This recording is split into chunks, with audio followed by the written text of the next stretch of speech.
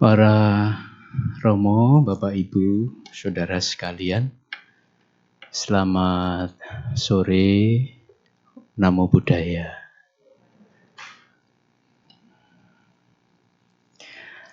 Tajahoma. Ya,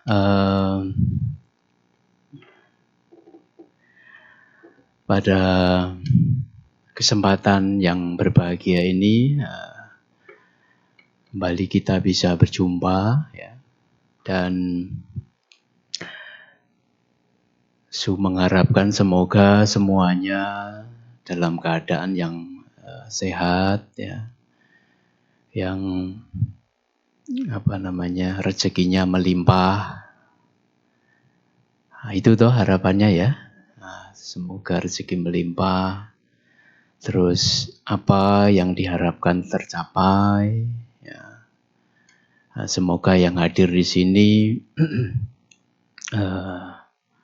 nanti setelah pulang dari wihara semuanya dapat hoki.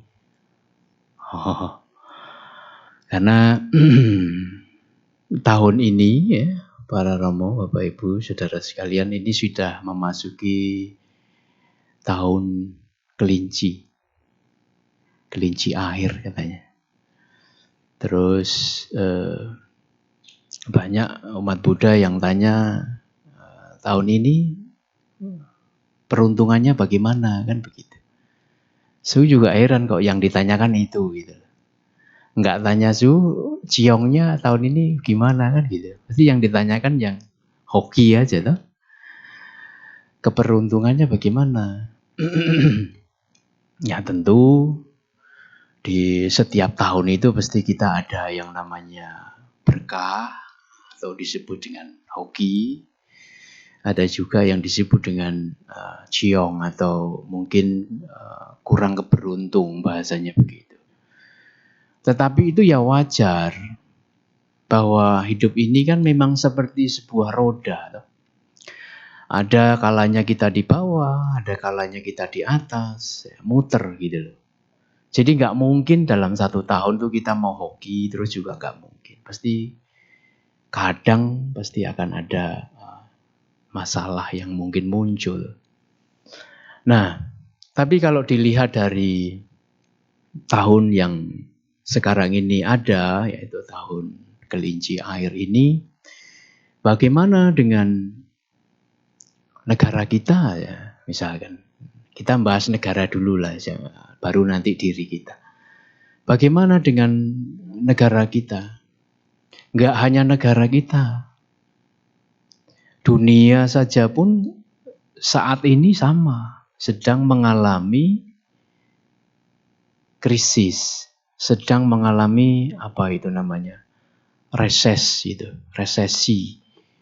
Nggak tahu resesi itu apa itu. Resesi. Jadi semua negara ini sedang mengalami ini karena memang kita setelah dari pandemi kemarin semua negara ini terkena dampaknya.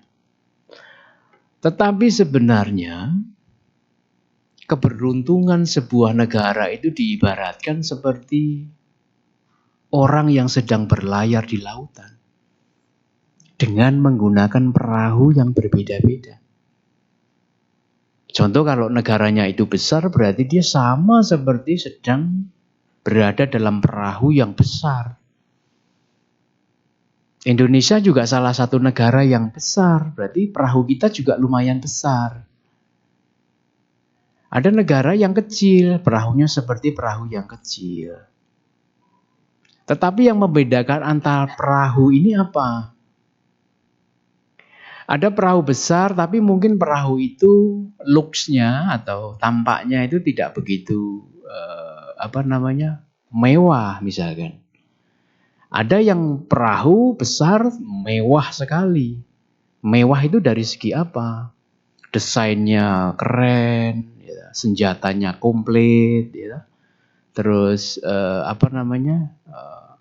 nahkodanya juga profesional, kru-krunya juga sudah pinter. Nah, itulah yang membedakan antara satu negara dengan negara lain dalam mengarungi lautan atau keadaan yang saat ini sedang terjadi. Indonesia hari ini, kebetulan perahu kita biasa-biasa saja.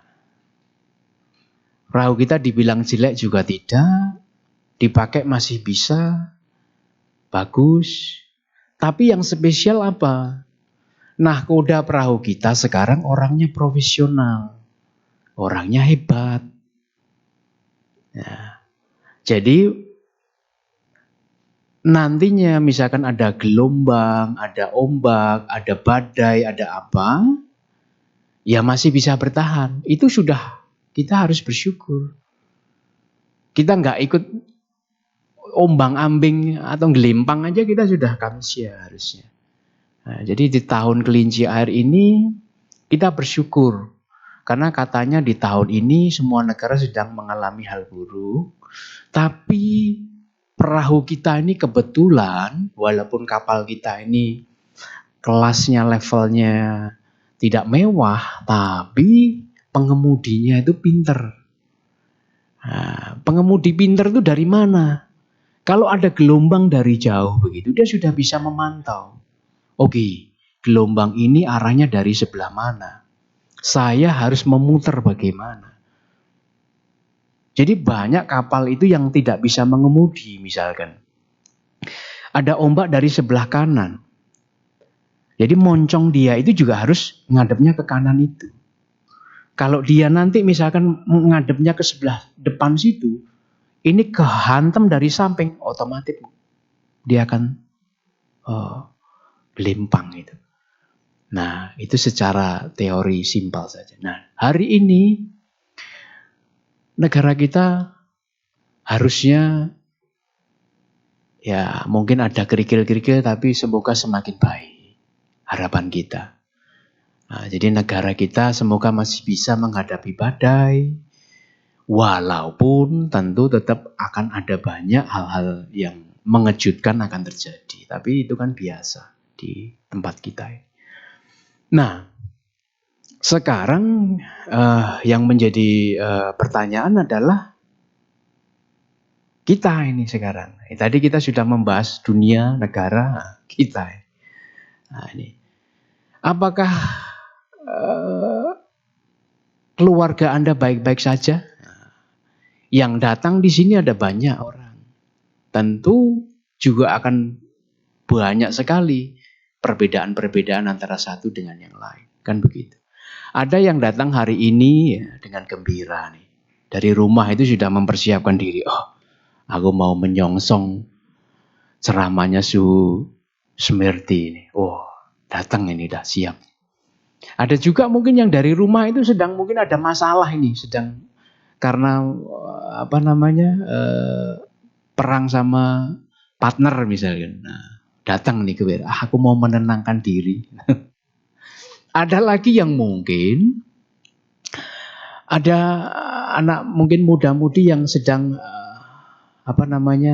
berbunga-bunga misalkan, dia bisa datang ke wihara. Atau malah sebaliknya, ada anak muda-mudi yang mungkin sedang galau misalkan, datang juga ke wihara.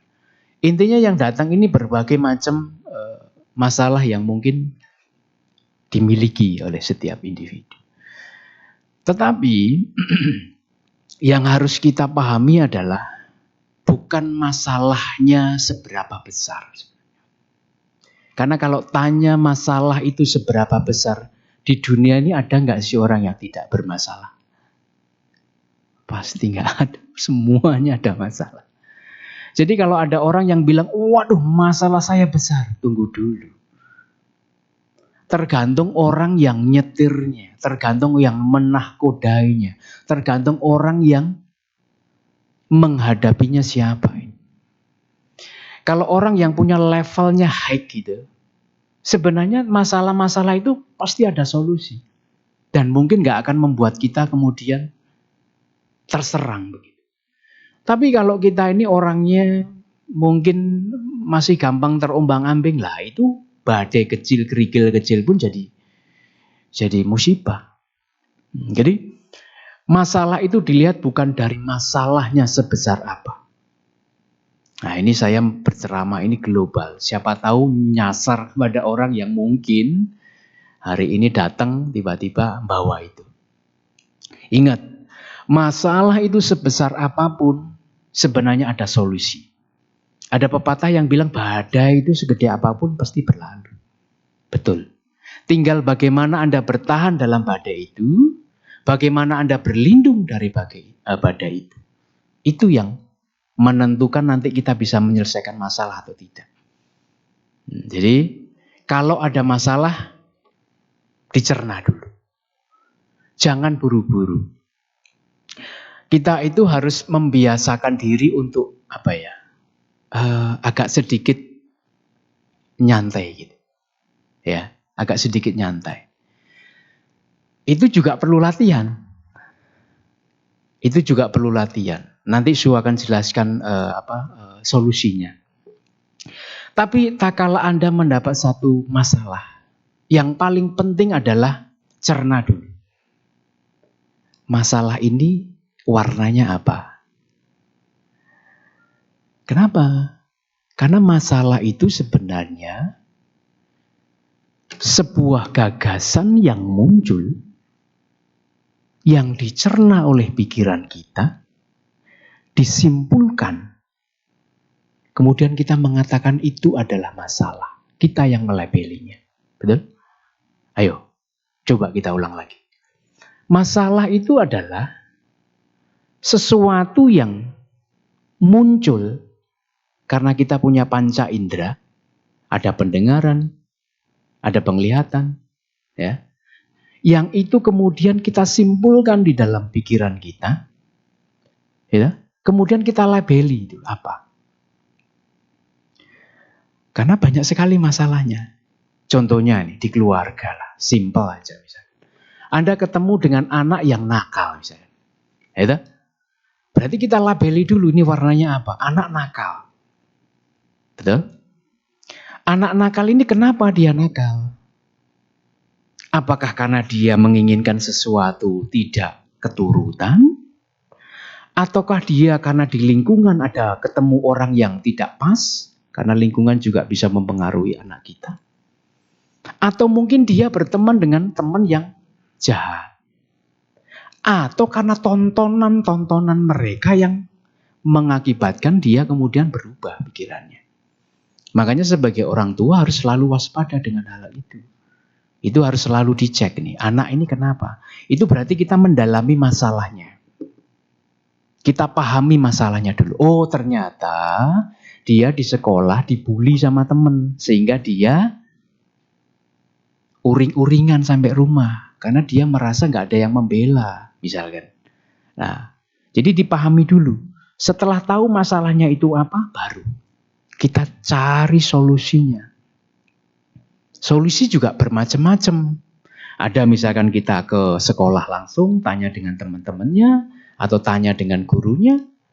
Atau kalau memang mentok lagi ya sudah. Kalau memang harus mentok ini dipindahkan. Tapi intinya ada solusi. Atau misalkan masalah yang lain. Kalau suami istri itu yang diributkan adalah apa? Ini. Tapi kok tak kalah Su begini kok semua paham ya? Tapi ini harus digerak-gerakkan ini. Kalau cuman begini kan sekarang beda ini artinya. Ini harus digerak-gerakkan baru paham. Ini kode ini. Masalah di keluarga ini. Mau Anda bilang, enggak Su, enggak, bukan itu. Itu pasti. Atau mungkin istrinya merasa kok suaminya yang biasanya gajinya lumayan kok sekarang ini agak berkurang. Mau tanya sama suami kok gak enak. Takut nyinggung. Tapi kalau dipikir-pikir itu kok ya kebangetan. Ya. Nah itu sarepotan itu bisa jadi percikan itu nanti. Jadi kadang-kadang masalah-masalah ini karena sebenarnya problem utamanya adalah miskomunikasi. Coba renungkan saja. Misalkan masalah ekonomi. Suami istri karena mungkin keadaan sekarang ini apapun mahal. Ya, semuanya naik sehingga kos yang harus dikeluarkan lebih tinggi. Tetapi ternyata ada masalah-masalah. Mungkin suami karirnya kurang bagus, ya toh? Atau mungkin karena di pekerjaannya ada masalah, semuanya diliburkan, ya bisa. Nah, kita itu harus paham itu masalahnya apa. Jangan buru-buru ngejudge. Suami pulang yang tiba-tiba tadinya misalkan 5 juta per bulan, tiba-tiba jadi 2 juta, tanya dia, marah dia. Loh, yang 3 juta kamu kasih siapa? Kan gitu. Terus langsung pokoknya potong kompas saja. Yang 3 juta kamu kasih siapa? Yang lakinya kan gak ngerti opo-opo tuh. Pulang tiba-tiba ditanya begitu, kasih siapa? Nah, belum sudah di-judge begitu. Gak boleh. Harusnya tanya dulu baik-baik. Kenapa kok yang tadinya 5 juta jadi 2 juta misalkan? Maka suaminya akan menjelaskan. Nah tentu yang laki-laki pun juga harus cengli. Maksudnya dia juga harus benar-benar jujur. Kalau misalkan memang ini adalah kebijakan dari perusahaan sehingga dikurangi gaji, yang ngomong saja. Kalau memang nanti itu karena kepake untuk beli apa, ya ngomong wae, ngomong aja. Nggak usah ditutup-tutupi. Karena sebenarnya masalah itu terjadi karena itu tadi, miskomunikasi. Nah, tapi yang laki-laki kemudian tanya lagi, kalau saya izin mesti malah nggak dikasih, kan gitu. Nah, terus gimana solusinya? Ya cari solusi yang terbaik. Gitu. Karena semuanya itu akan selesai dengan komunikasi, para Romo, Bapak, Ibu, Saudara sekalian. Jadi keluarga itu akan bertahan atau tidak, bisa menghadapi badai atau tidak. Itu tergantung nahkodanya. Tergantung Anda ini, nahkoda nih, dan ini nahkodanya satu kapal 2 orang.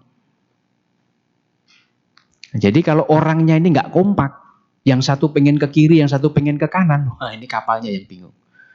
Jadi harus kompak ini. Karena sebuah rumah tangga itu adalah mengarungi lautan dengan perahu dan dinahkodai dengan 2 orang. 2 pemikiran yang pasti berbeda. Maka harus ada imbang, ada balance. Paling tidak salah satu harus bisa mengimbangi yang lainnya. Jangan memaksakan kehendak. Memang susah, ini teori gampang tapi susah dipraktekkan. Makanya untuk yang muda-muda yang akan menikah juga, untuk mengarungi lautan yang luas ini tidak mudah. Jadi harus dipikirkan matang-matang, supaya nanti ke depannya tak kala sudah benar-benar menikah, tidak kemudian tolah-toleh begitu, minta tolong yang lain. Ya, karena memang rumah tangga itu kompleks masalahnya. Banyak masalahnya. Nah itu. Terus selain itu, para Romo, Bapak, Ibu, Saudara sekalian, sebenarnya apapun itu ya, yang paling pertama itu sebenarnya adalah kita memiliki sebuah pedoman yang harus dipegang.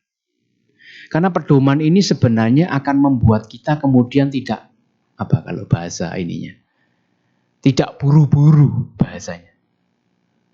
Apakah pedoman itu? Pedoman itu begini.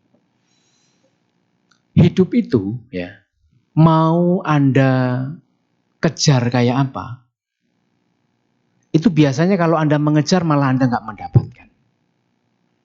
Rezeki itu, ini teori rezeki. Rezeki itu, tak kala Anda mengejar kuat, malah semakin jauh.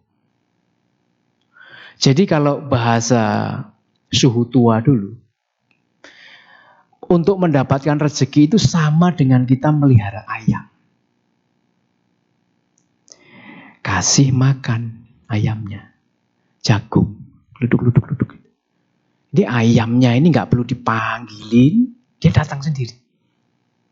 Rezeki pun sama. Anda nggak perlu, tolong please rezeki datanglah, nggak usah.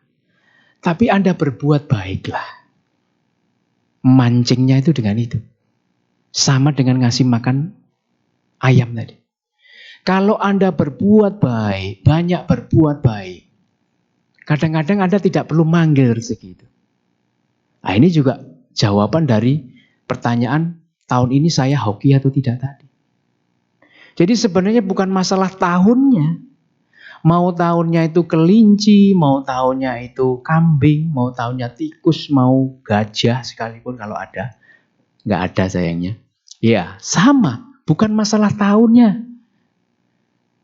Anda hoki, tidak hoki itu bukan di tahun itu. Ada kan yang takut, wah saya ini diprediksi tahun ini ciong misalnya. Gimana ini? Anda panik ini. Anda sudah panik dengan masalah yang belum tentu terjadi loh. Lah itu kan hanya sebuah ramalan saja itu.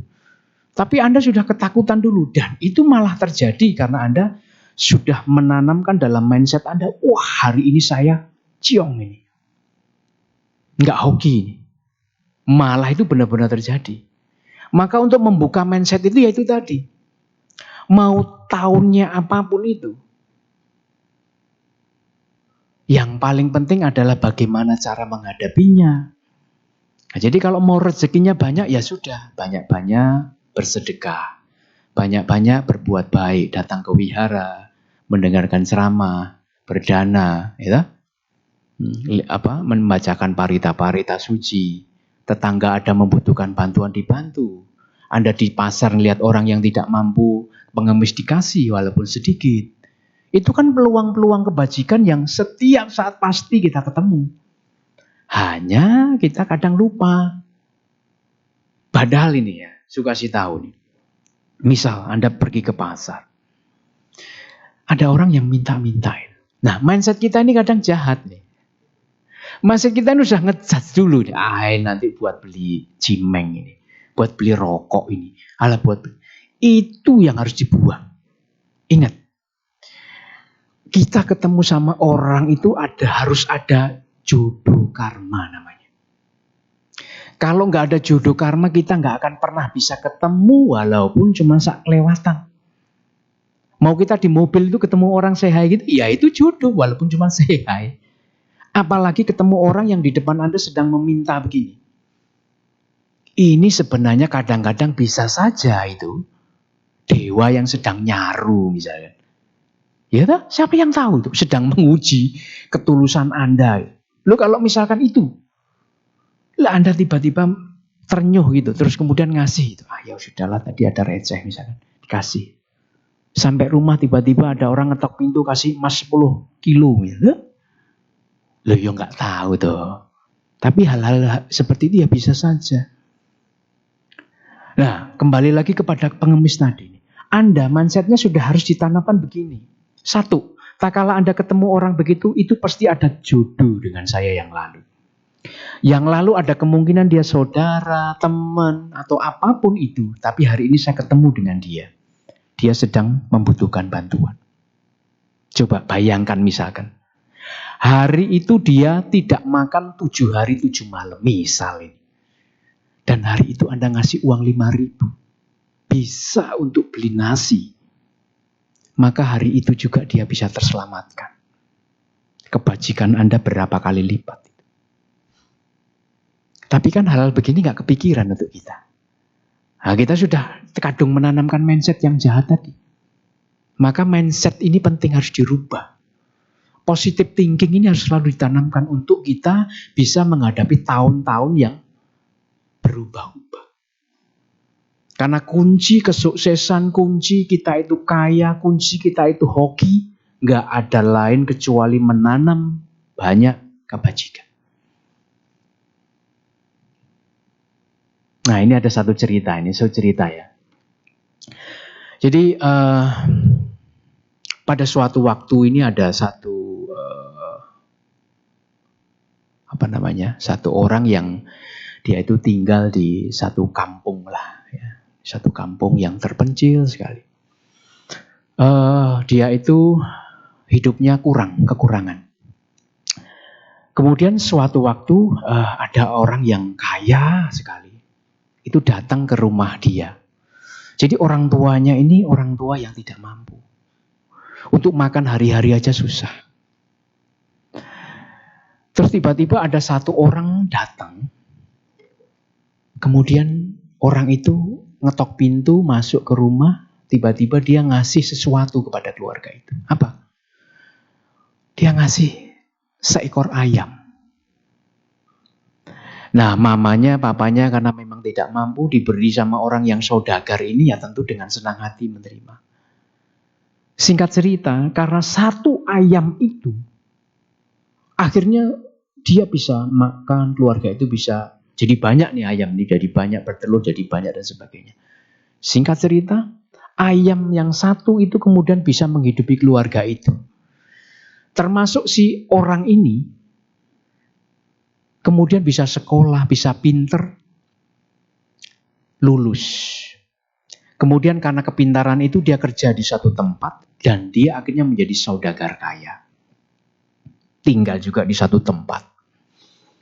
Nah, karena mungkin dia itu benar-benar masih mengingat memori itu, bahwa dengan satu kebajikan orang itu membuat seluruh keluarganya sukses, maka dia selalu mengingat akan hal itu.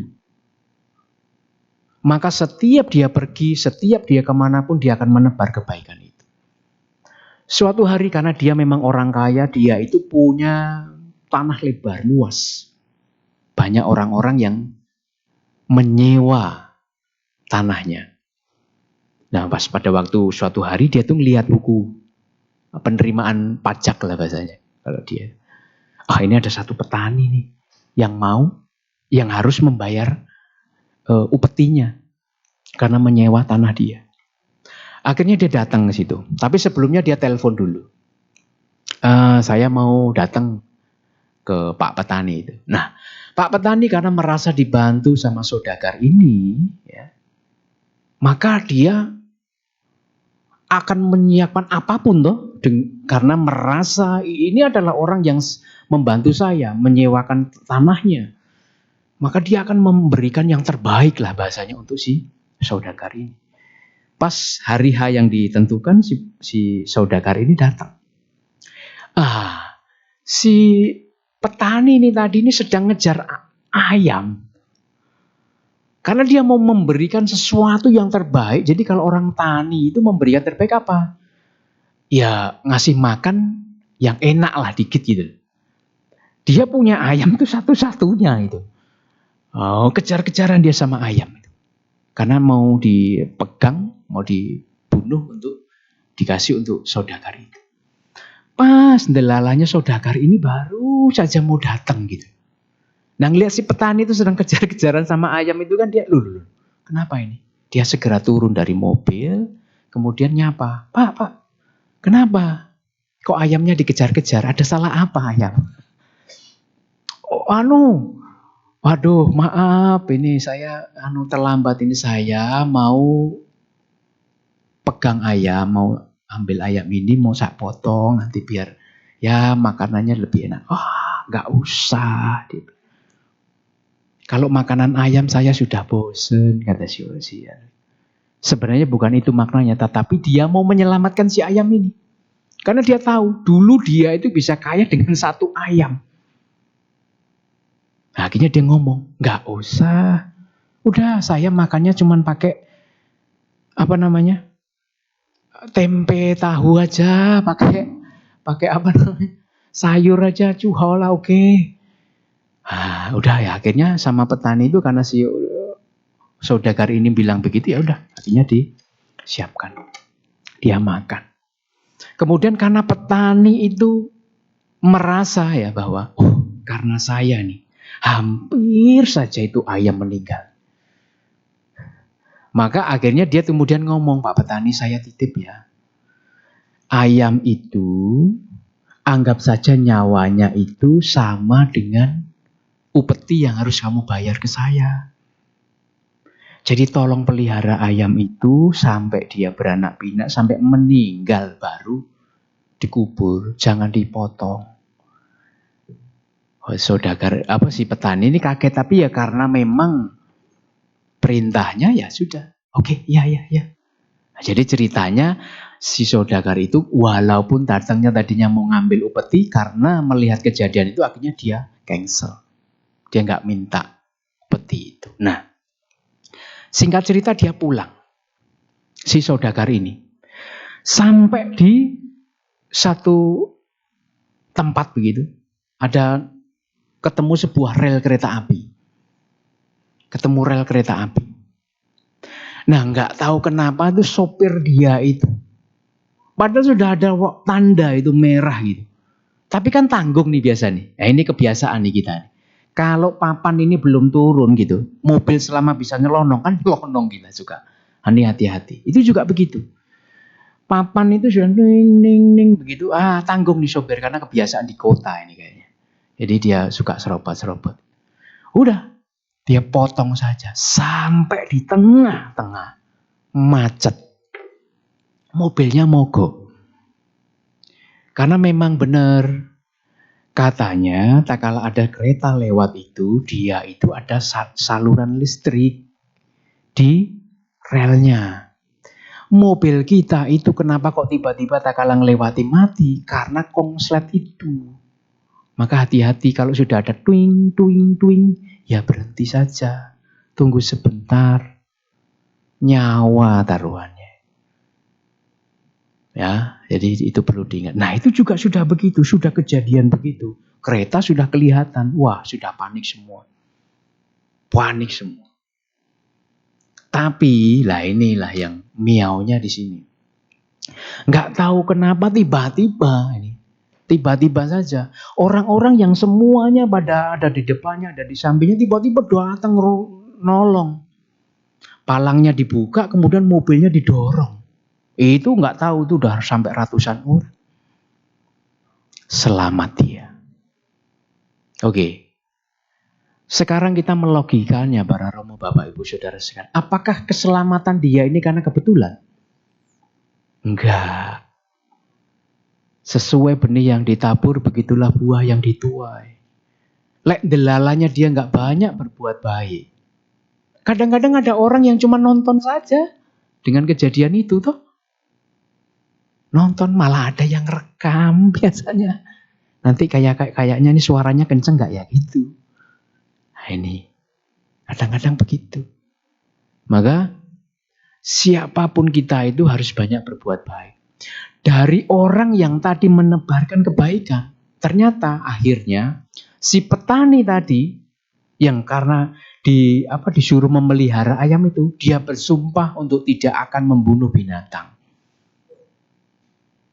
Jadi ternyata dari satu orang yang menebarkan kebaikan akan menjadi kebaikan yang lain. Maka para Romo, Bapak, Ibu, Saudara sekalian, kita juga harus sering melakukan hal itu. Jadi kalau Anda menyalahkan kenapa ya kok nasib saya tidak bagus? Bukan itu sebenarnya.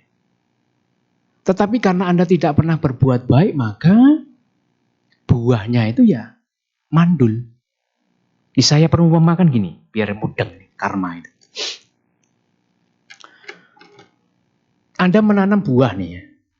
Misalkan buah apa yang gampang? Buah apel. Ditanam gitu. Itu butuh matahari toh? Butuh matahari. Butuh apa lagi? Pupuk, air, matahari, terus apa lagi? Rumput disiangi toh? Berarti dicabuti dan sebagainya belukarnya. Butuh semua itu baru itu berbuah. Berbuahnya itu pun perlu waktu enggak? Perlu dong, karena dia nanti dari kecil besar. Besar pun butuh waktu untuk kemudian matang. Nah, karma kita yang lalu itu sama seperti itu. Itu adalah tanaman kita yang lalu. Tanaman kita ini kalau Anda nanamnya di tempat yang gersang, ya nggak akan tumbuh. Tumbuh pun lama sekali. Yang lainnya mungkin hanya 2 tahun, 3 tahun berbuah. Itu ya bisa 10 tahun mungkin belum berbuah juga kadang-kadang. Nah, sama seperti itu. Jadi Anda jangan menyalahkan karma, kok saya nggak pernah dapat hoki ya. Karena buah Anda belum matang. Kebajikan Anda yang dulu Anda tanam itu belum matang. Kalau sudah matang, nanti enak rasanya. Itu butuh proses. Lah, Anda tak kalah menanam kebajikan itu sama dengan memberikan dia pupuk, memberikan dia air, menyiangi, sama dengan itu. Sehingga cepat tumbuh gede, buah, kemudian jatuh. Sama prosesnya begitu. Nah, terus kemudian Ada yang bilang lagi gini, Su, kenapa ya tahun ini kok hoki saya berkurang? Dulu kayaknya saya itu hoki terus. Tapi tahun ini kenapa ya usaha saya malah menurun? Kan begitu. Nah, saran saya, sediakan kaca itu. Kaca yang kedua gitu, ngaca itu. Apa yang sudah Anda lakukan? Apa yang sudah Anda berikan? Apa yang sudah Anda tanam hari ini? Jangan menyalahkan dulu keadaan. Jangan menyalahkan karma kita. Karena ya itu tanaman Anda sendiri. Apalagi jangan pernah menyalahkan orang lain. Anda mau dipecat, Anda mau naik jabatan, Anda mau dapat mobil baru, bisa bangun, atau rumah Anda kebakaran. Itu ada hubungan dengan karma kita. Jadi di dunia ini tidak ada yang kebetulan. Semuanya itu ada kaitannya. Maka di agama Buddha itu, kita diwanti-wanti itu tidak boleh menyalahkan makhluk lain atas keadaan yang terjadi pada kita. Itu diwanti-wanti untuk tidak itu. Kenapa? Karena semuanya itu memang adalah berkaitan dengan karma yang kita miliki. Maka kita tidak boleh menyalahkan, wah ini nggak adil ini, oh misalkan gitu, atau apa gitu, nggak boleh. Nah, itu semuanya adalah tanamanmu, kan begitu. Misalkan kita terlahir ganteng, ganteng itu apa bahasa Indonesia? Tampan, itu bahasa dewa ganteng itu. Tampan misalkan, itu juga karena berkah kita. Anda dulu mungkin kelahiran yang lalu suka berdana bunga, gitu. Ketemu orang lain juga senyum.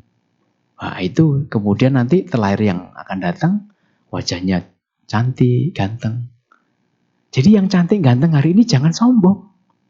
Kalau Anda terus kemudian jealous, cemberut, gerutu, suka marahin orang lain, ya siap-siap saja. Bisa nanti berubah warna. Maka yang warna-warna baik ya jangan sombong dulu. Karena memang semua itu dari buah. Semua itu dari yang kita tanam. Maka kalau kita ingin mempertahankan itu, tetap lakukan itu. Nah, ada prinsip. Nah, ini sebelum sampai jam berapa ini? 7.8. Ini baru jam 7. Sejam lagi. Setengah jam lagi lah ya. Jangan sejam lagi.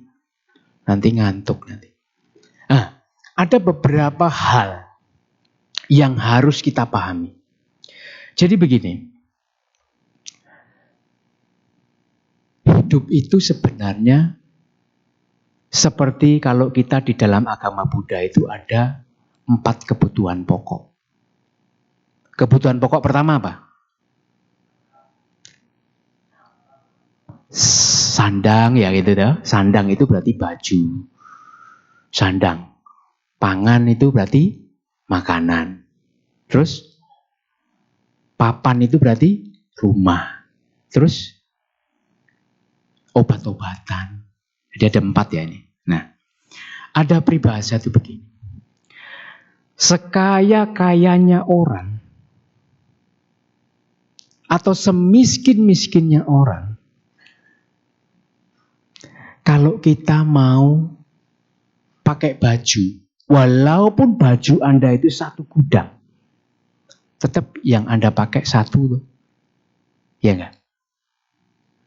Bagi para ibu-ibu, ini ada yang bilang betul itu berarti sering suruh beli baju. Jadi, sekaya-kayanya kita, semiskin-miskinnya kita, baju kita sebanyak apapun, toh yang akan kita pakai ya cuma 1. Yang bisa kita pakai hanya 1. Nah, ini perlu direnungkan oleh kita semua, ya. Sekaya-kayanya apapun, semiskin-miskinnya apapun, Kita makan itu ya cukup 1 piring. Ya. Jadi kita nggak terus kemudian mentang-mentang kaya terus makannya 1 bakul gede, kan tidak. Ya cukup 1 piring. Itu untuk makanan. Sekaya-kayanya apapun, semiskin-miskinnya apapun, rumah kita segede apapun, kamar kita ya paling mentok ya 5x5 untuk tidur. Betul? Sekaya-kayanya orang, semiskin-miskinnya orang, mau Anda pakai dokter yang sehebat apapun, fasilitas Anda rumah sakit seampuh apapun, Anda mati juga. Ya, betul? Ini 4 kebutuhan pokok yang harus selalu kita renungkan. Berarti kita itu jangan kemudian hidup serakah. Karena keserakahan itu tak kalah kita turuti. Anda punya rumah 50 saja, pasti maunya 51. Nambah. Anda punya 500 triliun sekalipun di tabungan. Ya kalau bisa 501 triliun di bulan depan. Anda mau punya motor seberapa pun juga sama. Intinya tak kalah kita mau mencukupi keserakahan kita, dunia ini pun tidak akan mampu untuk mencukupi 1 orang. Karena keserakahan kita. Maka tak kalah kita sudah paham dengan hal itu, apa yang harus kita lakukan? Ya sudah. Hidup itu yang penting kita harus selalu bersyukur. Kita hari ini bisa datang ke sini masih diberi kesehatan, kamsya. CC. Kalau bangun pagi, ya, Anda kemudian duduk begitu, sebelum Anda beranjak dari tempat tidur, sempatkan diri sebentar untuk kemudian ngomong dalam batin. Terima kasih badan, terima kasih kaki, tangan yang udah selama ini bersama saya. Di luar sana itu banyak orang-orang yang mungkin tidak seberuntung saya. Hari ini mungkin mereka berada di rumah sakit. Hari ini mungkin mereka sedang terbaring. Atau hari ini mungkin mereka tidak bisa makan. Tapi saya punya semuanya. Selalu renungkan itu. Kalau kita bisa merenungkan itu, sebenarnya kesetresan Anda itu akan hilang. Jadi orang itu jangan hidupnya dongak. Kalau Anda dongak ngelihat teman-teman selevel Anda udah punya mobil Mercy, sudah punya rumah tingkat 7. Pusing. Pusing itu. Kadang-kadang stres Anda. Nah, bagi ya istri-istri juga sama. Jangan Anda tuntut suami Anda begitu keras. Karena kadang-kadang suami itu juga karena tuntutan itu dia akhirnya kemudian stres. Hoki orang beda-beda. Orang yang happy, bahagia adalah orang yang mau menerima apa adanya. Bersyukur. Dapat hari ini berapa, ya sudah. Ini loh tanamanku dulu yang bisa saya dapatkan hari ini. Hari ini ada makanan nasi, yes, hawa.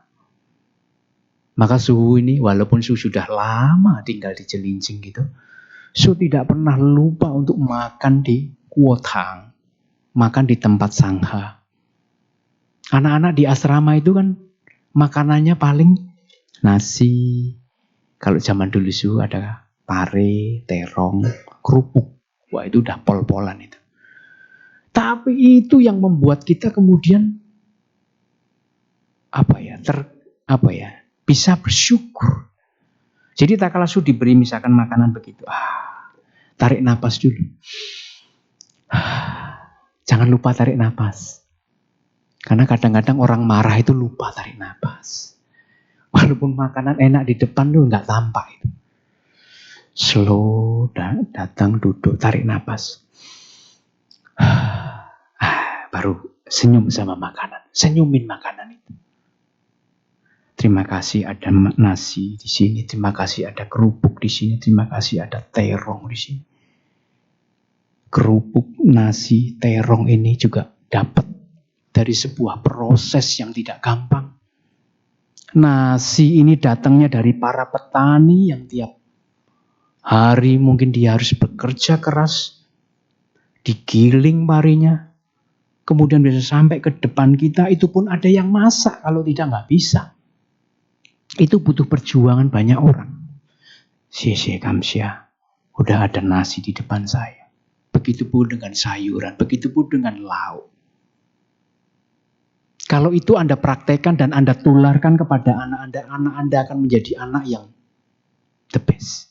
Tidak akan nuntut terus. Tapi kalau Anda ajari anak Anda untuk yang terlalu coba saja. Anda akan kewalahan nantinya menuruti kemauan mereka. Jadi cara mendidik anak itu kadang harus seperti itu kan. Jangan mendongak, tapi melihat ke bawah. Tak kala selevel Anda, seleting Anda itu orang-orang sukses, nggak usah Anda pikirkan itu. Tapi Anda coba lihat, banyak juga toh tetangga Anda, teman Anda, yang hari ini mungkin makan juga susah. Betul? Nah itu yang Anda renungkan. Berarti saya ini hoki dong. Saya masih punya rumah walaupun tempat tinggal kecil. Punya motor walaupun itu kadang macet-macet di jalan. Bisa membeli nasi walaupun ya hanya mungkin nasi saja. Yes, oke. Nggak apa-apa. Nah, kalau kita biasa merenungkan hal-hal yang seperti itu, saya yakin kok sebenarnya. Mau tahunnya ini berubah jadi tahun apa, mau nanti sehari hujan terus, mau ada badai yang kayak apa besarnya, happy. Karena kita bisa menerima keadaan. Karena kita bisa bersyukur dengan apa yang kita punya. Ya, jadi kuncinya di situ. Kalau mau tanya mau happy itu bagaimana, itu caranya. Ya, para Romo Bapak Ibu Saudara sekalian, kuncinya itu. Dan itu juga salah satu kunci kesuksesan sebenarnya. Karena kalau Anda biasa dengan merendahkan hati, merendahkan hati dengan rendah diri beda ya. Merendahkan hati itu supaya kita nggak cao-au, supaya kita nggak sombong. Kita nggak merasa paling hebat, paling kaya, paling sukses. Supaya kita nggak begitu. Bahwa kita juga butuh yang lain. Butuh keluarga, butuh teman. Nah, jadi itu. Tak kala Anda sudah membiasakan hal-hal seperti itu, Anda bisa menghormati orang lain, maka hoki Anda akan mendatangi Anda.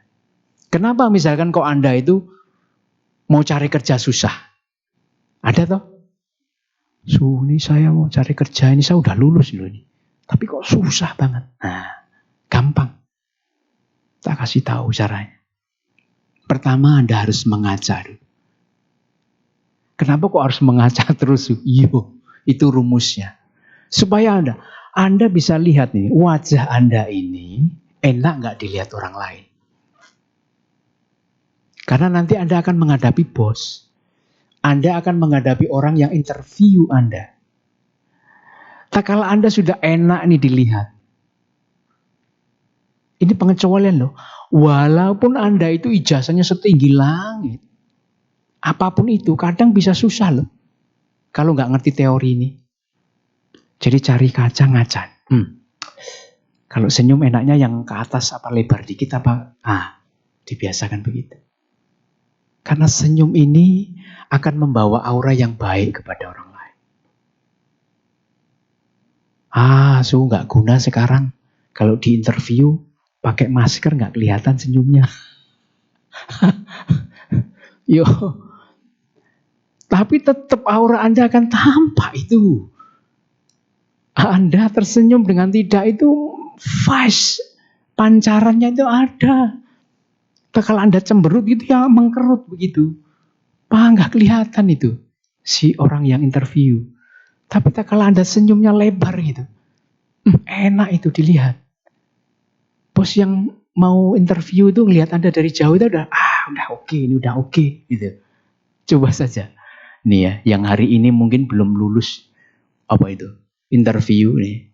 Udah, perbaiki senyum Anda. Nah, sama sering melafalkan semoga semua makhluk hidup berbahagia. Loh, itu mantra paling ampuh itu. Semoga semua makhluk berbahagia. Selalu begitu. Ya. Nah, itu para Romo Bapak Ibu Saudara sekalian, mungkin nggak panjang-panjang lah. Karena kalau panjang-panjang nanti lupa semuanya. Nah, tapi ngasih kesempatan untuk bertanya. Nah, jadi siapkan pertanyaan kalau ada. Kalau tidak ya berarti cukupi ceramahnya ya. Terima kasih. Selamat sore, Namo Buddhaya.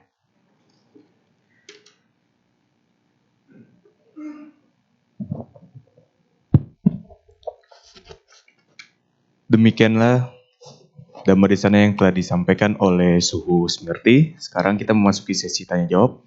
Sesi tanya jawab dibagi menjadi dua, yaitu secara lisan maupun tertulis. Sambil menunggu pertanyaan tertulis masuk, marilah kita menyanyikan satu buah lagu secara bersama.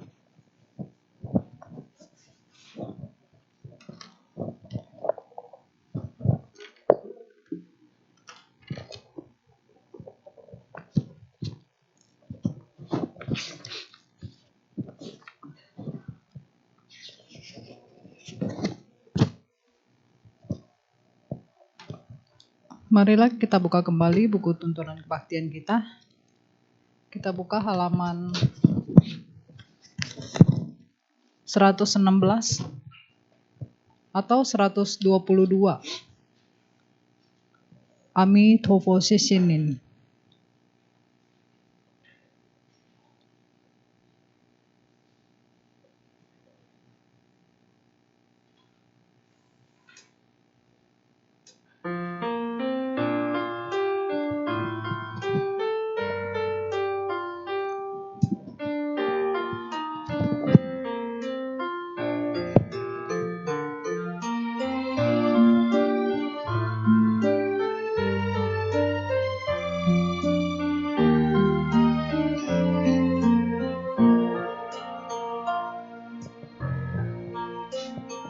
阿弥陀佛，谢谢您给众生的净土，让众生得解脱。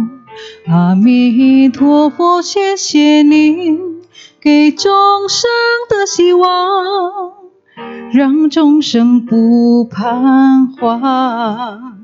感恩您，我愿意献出一生弘扬佛法，这条路一直往前去。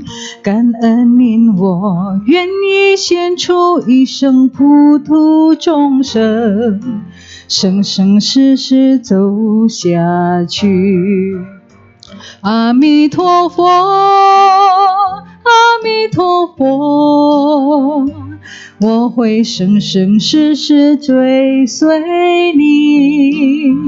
阿弥陀佛，阿弥陀佛，我会不断念下去。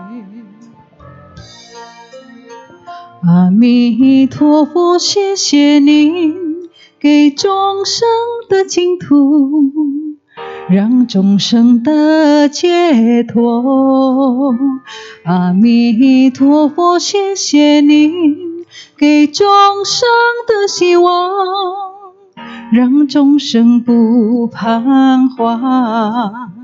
感恩您，我愿意献出一生弘扬佛法，这条路一直往前去。感恩您，我愿意献出一生普度众生，生生世世走下去。阿弥陀佛，阿弥陀佛，我会生生世世追随你。阿弥陀佛，阿弥陀佛，我会不断念下去。阿弥陀佛，阿弥陀佛，我会生生世世追随你。阿弥陀佛，阿弥陀佛，我会不断念下去。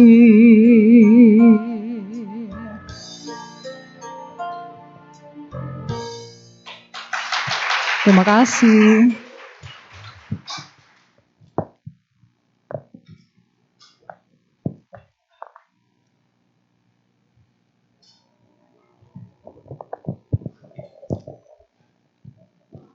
Kini kita memasuki sesi tanya jawab. Mungkin dari Bapak Ibu ingin ada yang bertanya secara lisan, bisa saja langsung maju ke depan.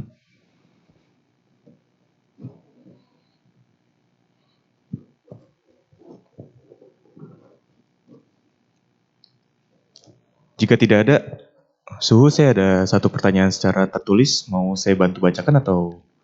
Bacakan.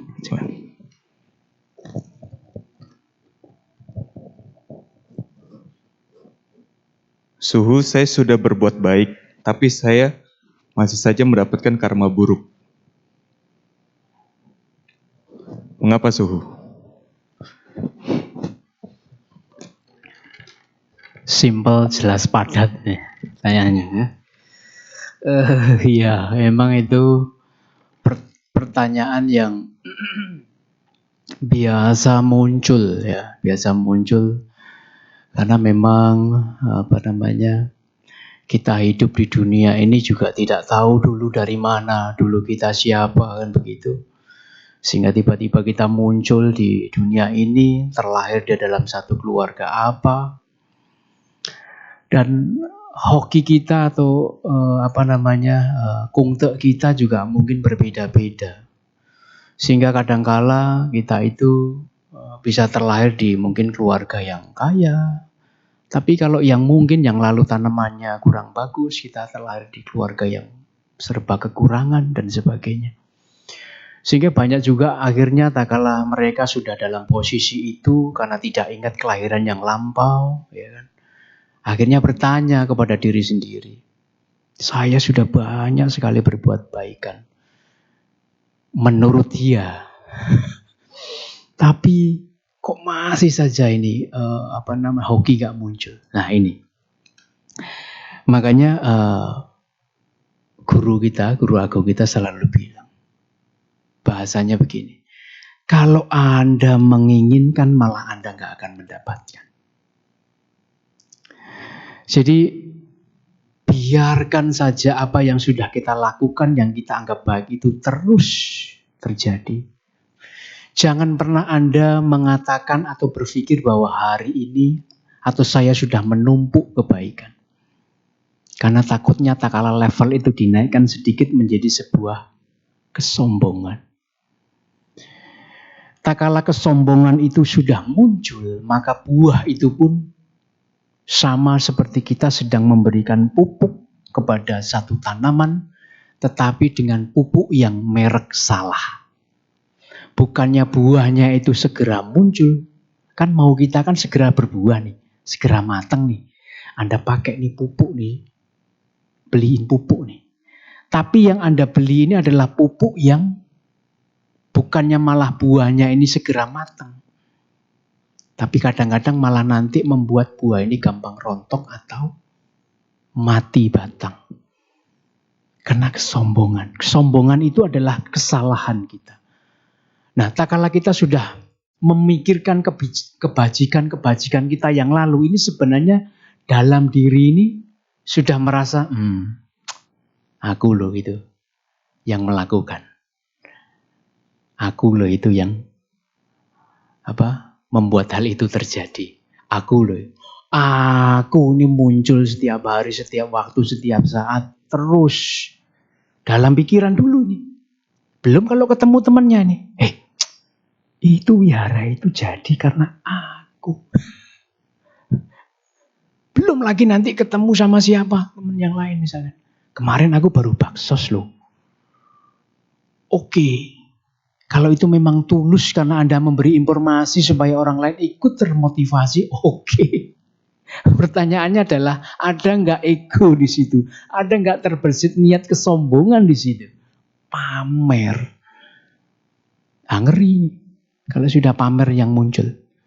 Karena kalau sudah pamer yang muncul, akhirnya ya caw-au itu, tinggi hati. Lah buah yang sudah kita harapkan itu nggak muncul-muncul marah. Karena kita salah dalam berpandangan itu. Makanya kalau di dalam katina, para cetana itu penting. Pikiran sesudah kita memberikan itu penting. Contoh Anda kan sedang berdana nih sama sangha. Katina toh? Ngasih nih persembahan. Dengan semuanya dengan oke. Dari rumah pikiran oke. Barang ini yang terbaik. Mempersembahkan pun dengan begitu tulus. Sesuknya kepikiran. Itu kemarin uangnya kalau buat beli baju lumayan itu. Nah, jadi memang pikiran ini harus selalu kita jaga untuk selalu berpikir yang positif, yang baik, yang kemudian tidak muncul kesombongan. Biarkan kebajikan yang sudah kita tanam itu mengalir begitu saja. Bahkan kalau bisa di dalam batin selalu bilang, aku tuh belum memberikan sesuatu pada orang lain. Jadi mindsetnya dirubah ya. Aku itu masih belum memberikan apa-apa. Makanya tadi saya bilang, seberapa yang sudah diberikan. Nah, ini sangat penting sekali. Karena dulu zaman dinasti dulu juga ada satu raja yang pamer dia sama biku Bodhidharma, patriark. Kemudian dia ngomong, saya ini sudah membangun wihara ini di sekian banyaknya. Untuk saya sebesar apa? Kemudian biku itu bilang, kamu gak punya apa-apa. Waduh, raja loh ini. Marah dia. Langsung gak ngundang lagi suhu itu. Padahal dia adalah biku yang luar biasa, pencerahan. Tapi gak bisa diterima sama si raja itu. Karena raja itu memprosesnya dengan proses pencernaan umat awam, pemahaman umat awam. Bukan dengan cara pandang sudut dharma. Kalau dari sudut dharma, seberapapun yang kita tanam ini, tak kala ada sedikit kata ego, ya semuanya hilang. Jadi perlu dihati-hati ya. Sehingga akhirnya kok nggak segera sukses ya itu masalahnya. Nah ya, jadi pikiran-pikiran harus selalu ditanamkan bahwa saya memang sangat-sangat kurang berbuat baik. Mungkin saya sudah mengambil deposito kebaikan yang lalu terlalu banyak. Sehingga hari ini depositoku itu udah kosong di sana. Aku baru mau nanam lagi. Kan sama toh dengan kita punya deposito kan. Hukum karma itu kan begitu toh. Jadi kita itu mendapat sekarang ini hoki ini kan sebenarnya juga untuk kita yang lalu, kebajikan yang lalu berbuah sekarang. Sama kita itu punya deposito yang sedang Anda ambil. Cuma deposito itu kan ada yang jangka pendek, jangka tengah, jangka panjang. Ada yang bisa berbuah hari ini, besok, lusa, tahun depan. Atau setelah kita meninggal nanti. Kan begitu. Jadi jangan senang-senang Anda mendapat hoki terus lupa nanam. Karena Anda akan kehabisan deposito. Nah itu yang perlu dipahami ya. Jadi tetap semangat yang belum mendapatkan hoki, tetap semangat karena semakin nanti Anda belum hoki berarti itu tandanya Anda harus menanam semakin banyak lagi. Ya mungkin itu. Ada sedikit lagi. Tadi ada yang nyanyi tadi siapa? Yang nyanyi barusan tadi siapa? Buena ya. Oh, itu bagus itu. Ada makna itu. Amitofo Sheshe. Kewo Siwang. Terima kasih Amitofo sudah memberikan kami harapan. Maksudnya, kenapa kok di dalam agama Buddha itu juga ada aliran Jintujung, aliran Sukawati, aliran yang melafalkan nama Buddha. Itu juga ada ceritanya. Ini saya tambahin sebentar ya. Ada lagi yang tanya nggak nanti takutnya? Nggak ya, oke, tak jelaskan mengenai Amitabha. Karena Su juga tiap hari, setiap saat, setiap waktu tidak lupa dengan Amitabha. Kenapa kok nama Amitabha ini begitu penting? Jadi Su tinggal di satu tempat yang jauh lah, di Lampung Timur sana. Su juga fakmennya atau Shusingnya itu adalah melafalkan nama Amitabha. Kenapa kok Su melafalkan nama Amitabha? Buddha Amitabha ada bilang bahwa ada satu ikrarnya yang begitu penting. Beliau mengatakan begini, tak kala ada salah satu umat yang dengan tulus hati, kemudian dia melafalkan nama saya, sekali saja dengan tulus sekali, maka setelah dia meninggal saya akan datang untuk menjemput dia di Sukawati. Apakah Sukawati itu sebuah surga yang nanti bisa turun, ataukah itu nirwana yang sudah tidak akan kembali? Dia di situ dibilang dia adalah satu tempat transit. Di situ kita nanti masih akan belajar. Tetapi tidak akan bisa turun untuk ke alam-alam lain. Disebutkan dalam sutra itu begitu. Sutra itu pertama kali muncul pada waktu zaman apa? Zaman Raja Bimbisara. Raja Bimbisara punya anak yang namanya Ajatasattu. Ajatasattu karena dia itu dihasut oleh Dewadatta, Biku Dewadatta, kemudian dia memusuhi Sang Buddha. Karena dihasut supaya merebut kerajaan, dia memenjarakan ayahnya sendiri. Ayahnya dipenjara. Pada waktu ayahnya dipenjara, ayahnya ini sedih. Tak kala dia sedih, kemudian dia kuansyang sama Sang Buddha. Sang Buddha kemudian dalam cahaya tertentu muncul di depan raja. Kemudian dia ngomong, kenapa raja kok sedih? Saya sedih karena saya kok sudah melakukan hal banyak baik. Ya, itu tadi sama juga. Tapi kok masih saya seperti ini dan saya kehidupannya seperti ini. Raja tidak perlu bersedih. Ada satu pelafalan yang bisa raja lafalkan. Yang itu nanti bisa menyelamatkan Anda.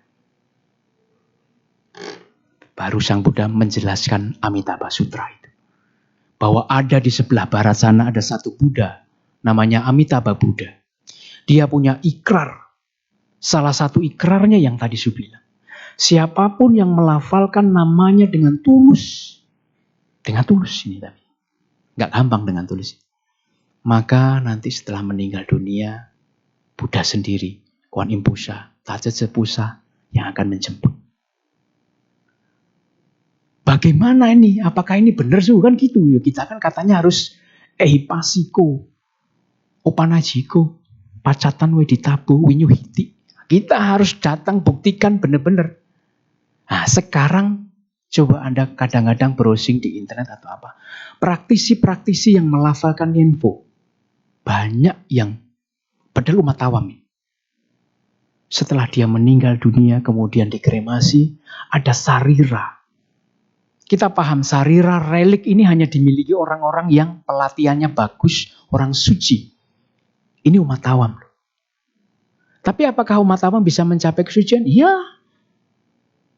Ayahnya Pangeran Siddhartha? Arhat atau apa? Atau Anagami? Gitu. Bisa.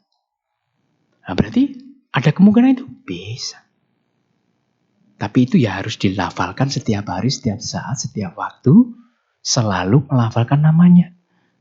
Kalau cuma melafalkan cuma seminggu terus besok mau minta dijemput ya nanti dulu. Jauhnya nggak karu-karuan. Jadi Anda itu ngelafalnya belum tentu sampai menyentuh ke sana, ya bagaimana mau ada connect kan begitu. Tapi kalau dengan hati yang tulus, memang berniat akan terlahir di surga Sukawati, agar dibimbing oleh Amitabha Buddha, setiap hari Nyenpo, tidak ada yang tidak mungkin di dunia ini. Itu para Romo Bapak Ibu Saudara sekalian. Maka tadi ada lagu Amitofo itu tadi, itu tadi Buddha Amitabha Sisi karena sudah kasih saya siwang, kasih saya harapan. Itu harapan yang hao tentunya. Ya, terima kasih. Selamat sore, Namo Buddhaya.